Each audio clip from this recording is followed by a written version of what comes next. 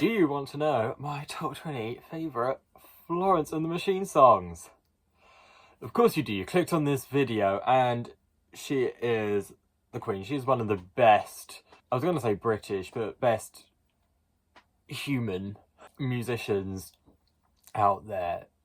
Definitely. I've been a fan of Florence since her first album in 2009. My mum bought it and yeah, we played it in the car a lot. And I've followed her ever since. I've loved every album of hers apart from High as Hope. And if you care, my least favourite Florence song is on that album, Hunger. I don't know why, to me it's just a really dull song. But as for my top 20, I'm enchanted by absolutely all of them. Number 20, it's one of my favourites. Of course it fucking is. Delilah. I was so looking forward to her playing this when I went to see her in Leeds, and she didn't. She didn't sing 2 from that whole album, and I'm pretty sure they're both on my list. It's a very up and down. I was going to say it like really builds up, but it then like it doesn't really go down. It like turns left, and it's just so urgent and not ferocious, but calling you all the way through the song, especially the chorus. But then suddenly she starts singing really high, and it's just all the different layers and textures across that song and all the different directions it goes in. It's just wondrous and like you're on some wild rampage. It's just a song to get lost in, which is very opposite for my number 19, Falling, which I think is on sort of like the deluxe version of Lungs. It's an incredibly daunting but also peaceful song. It's so mellow and light. I feel like listening to it, I feel like I'm in a quaint English village, but it's so delicate, even though it's about like if you weren't scared of the impact of falling into the oblivion, you would just go for it. It's very peaceful for what is very sinister material. And then sort of in a similar vein, but a very different feel, number 18, South London Forever. I never lived south of the Thames. I lived in London for about 5 years. The most south I ever got was Twickenham. South London, the area where she's talking about, Camberwell, I've never been around there that much. But even though I wasn't properly in like South London, it's a song that always makes me reminisce about my time living there, and just specifically Twickenham, but also on the other side of London where I lived near Hornchurch. In Hornchurch. Just walking around and being delighted by the architecture, the parks, especially in Twickenham, the river, all the great stately homes, the deer. And Florence is talking about such different things. She's talking about the really dense urban core and all the pubs and doing drugs, which I've never done in my life. Twickenham's for the peacefulness and families. The way that she describes London is nothing like I've experienced, but the instrumentation of the song fits perfectly with how I experienced London, even though I experienced it in a completely different way. So listening to it still makes me reminisce about my time living there. Number 17, Heavy in Your Arms. This was the Twilight. I can't remember which one. They made about 5. And it's the hauntingness. I think that's what I love about it. It's Florence at her most haunting. And that's when she's at her best. I love like the big choral sounds, dark, sinister tones. You don't even know what instrument it really is. I feel like you're in some empty Gothic cathedral and it's all in like Halloween decoration, and you're just walking through, you're like the majesty. I don't know. It's just so haunting, but so... And it's back to, similar to South London Forever, one of the really delicate songs. Number 16, again off her first album, Between Two Lungs. I don't really know what that song is about. It's just such a delicate song. I don't know how to describe it. It's just very jolly and wispy. But then next, My Love.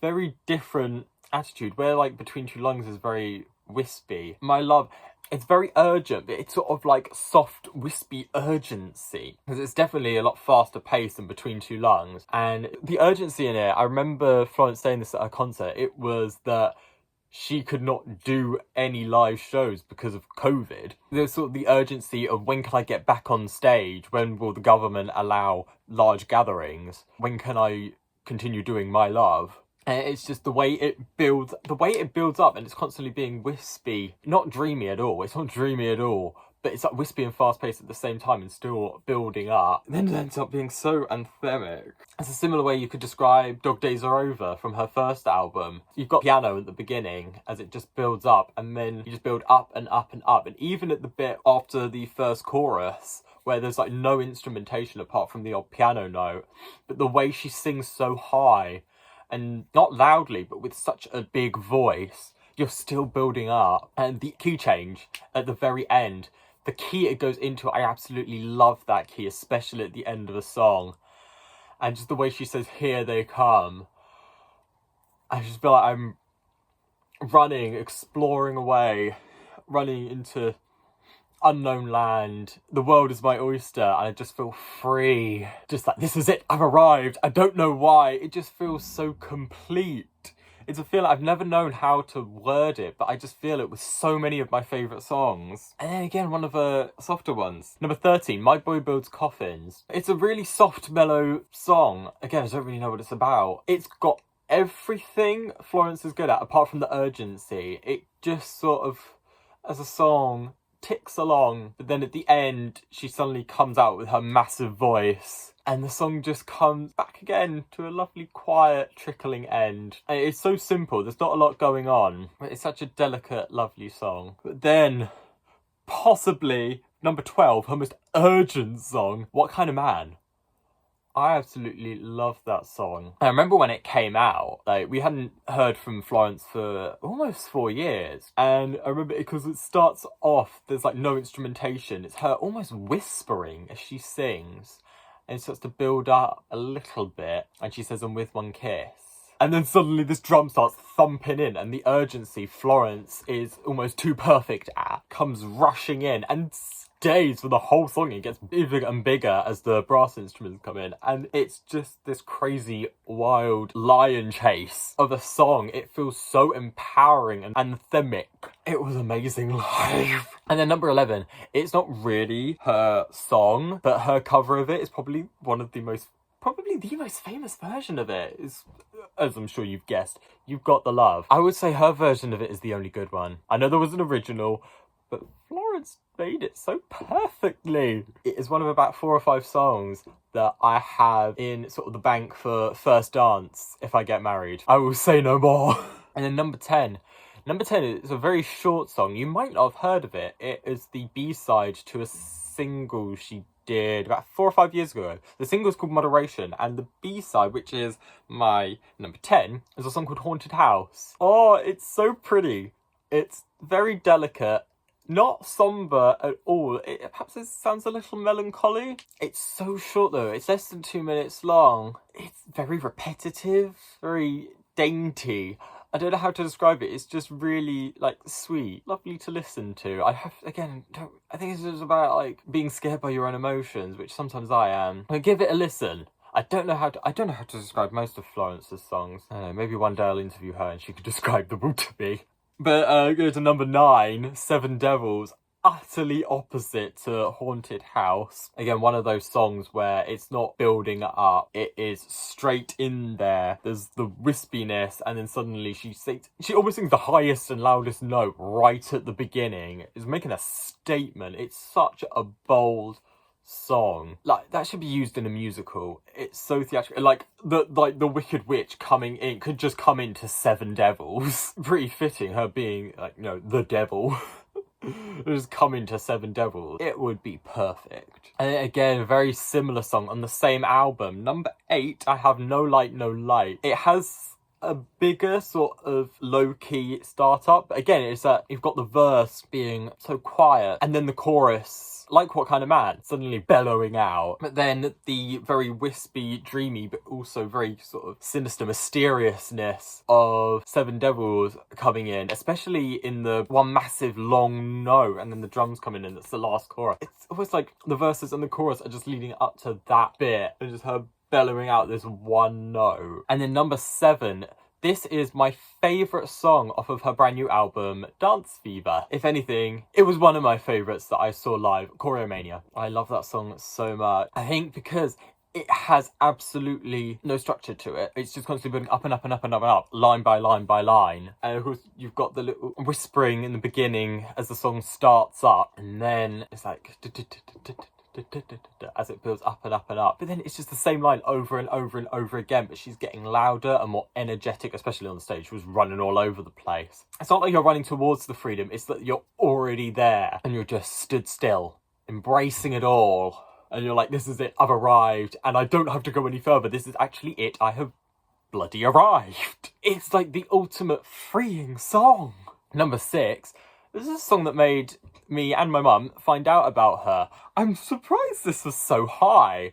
I don't know, maybe it was nostalgia kicking in, or that it's just an amazing song. But number 6, it's Rabbit Heart from her first album. That song, I think the thing I love most about it is sort of the lyrics working together but still making no sense. It was a brilliant song for her to introduce herself to the world. But I don't know, I'm surprised it's so high. I absolutely love it, but I think it's just the song itself. There's no specifics with the song, because it's lyrics wise it's very Florence, but construction wise it's not so much. Maybe that's why I like it's more conventional. Now, number 5, this is where there's a lot of How Big, How Blue, How Beautiful. So number 5, it is Third Eye from How Big, Blue, Beautiful, but the demo version near the end. And number 4, I have How Big, How Blue, How Beautiful, the song, but again the demo version, because I don't know what it is. The originals are still both brilliant songs, but the finished versions, it's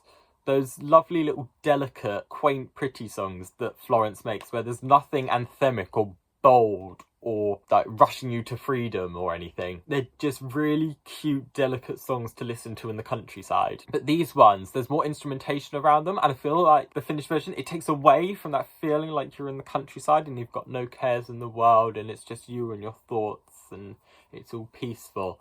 But the demo versions don't have as many polished instruments, so they're in certain areas more wispy, more delicate, more quaint. You're by a cottage sipping a cup of coffee, there's a beautiful sunrise, just peaceful English countryside. I don't know how else to describe it. I'm describing a song as countryside, but that is Third Eye and How Big, How Blue, How Beautiful demos. And then number 3, the song before those two, I'm so happy this went no further than demo. It is Which Witch, and it's the opposite of those two. It's so urgent, and its urgency means it had to be short. It's less than 2 minutes, I think. It's very much that you're running from the devil. Again, I do not know how to describe it. Just empowering, even though I don't think it's meant to be like that. It just feels like you're on such a rush, and you're in like the haunted house or the big derelict cathedral, and you're there with your choir and you're commanding something bigger. I don't know how to describe it. Number 2, there are 2 versions of this song. The one that ended up on her album, it being the first album, is I'm Not Calling You a Liar.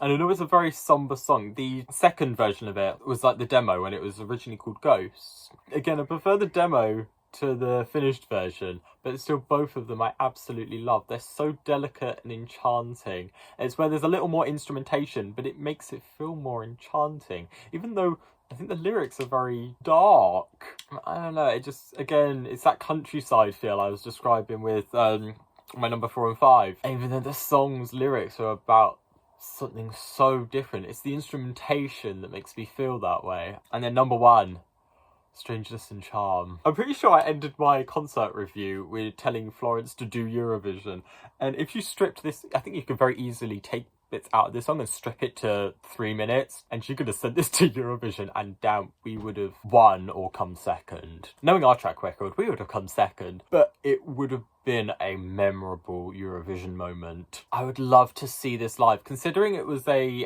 deluxe version song. I didn't find out about it until almost 10 years after it came out, and I was just like, why was I sleeping on this? Florence, this is your fault. Why didn't you put it on the main version? Or Mum, why did you not buy the deluxe version? This song, it's just so...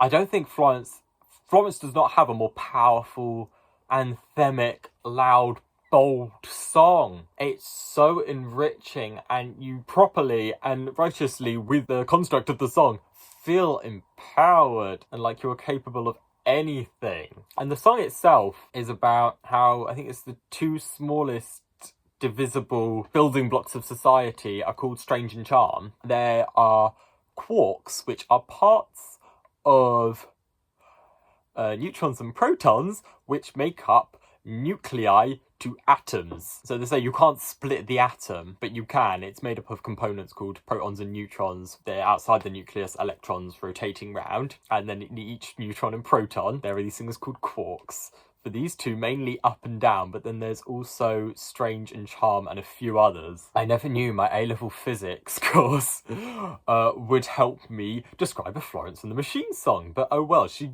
did one referencing quarks, but she sort of made the song about how these scientific things can be given such what she considered very poetic and delicate names, and that she feels like, is this us trying to scienticize? Make love a science. It's just the way the song is constructed. I feel like it's got such a different meaning of like overcoming anything, and I felt like you could twist the lyrics to mean anything you wanted. Anyway, I can't think of anything more to say. That has been my top 20 Florence and the Machine songs. I know it was all over the place. I know I probably said the same 4 things regurgitated for 5 songs each, or maybe it was 3 for 7 songs each. I know I repeated myself a lot because I felt like Florence makes 3 types of songs in just all completely different ways, and that's what makes me stay. I've said this before about me. I like artists who have a formula but rewrite that formula every time they release an album, so every album is recognisably them but different. Anyway, I've been Jack the Music Lover, and I'll see you in the next one.